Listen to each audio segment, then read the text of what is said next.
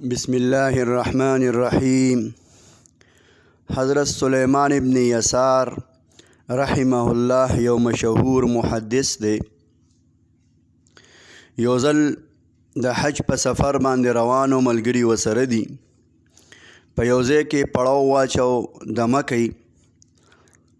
ملګري ټول غیر چاپیره څه ضروریاتو پسې لاړو او دی په خیمه کې یوازې پاتې شو.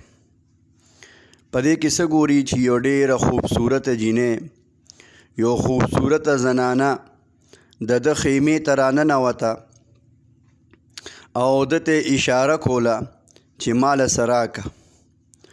ده ورله د خوراک څه څیز ورکول غوښتل چې دا واله وخوره. هغې ورته برملا آواز وکړ چې زه د خوراک سوال نه کوم بلکې زه ستا نه هغه څه غواړم چې یو زنانه یې د نارینه نه او سړي نه غواړي. مطلب دا و چې ته ما سره بدفعلي وکړه، مخ را سره تور کا، زنا را سره وکړه.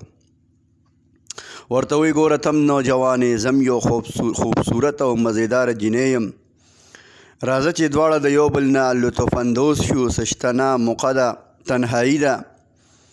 سلیمان ابن یسار رحمه الله د الله ولی او بزرگ سړی و په جړا شو چې شیطان ما دوکه کوي، زما محنت او زما عبادتونه ضایع کوي. او دومره ډېرې وجړل چې هغه زنانه شرمنده شوه او د هغه خیمې نه راووته. سلیمان ابن یسار رحمه الله د الله شکر ادا ک، یا الله شکر دی چې د دې مصیبت نه دې خلاص کړم. د شپې خوب ویني. حضرت یوسف علیه السلام وله خوب کې راځي. ورته وی مبارک شه اے سلیمان ابن یسار، تا ته د مبارکي وي.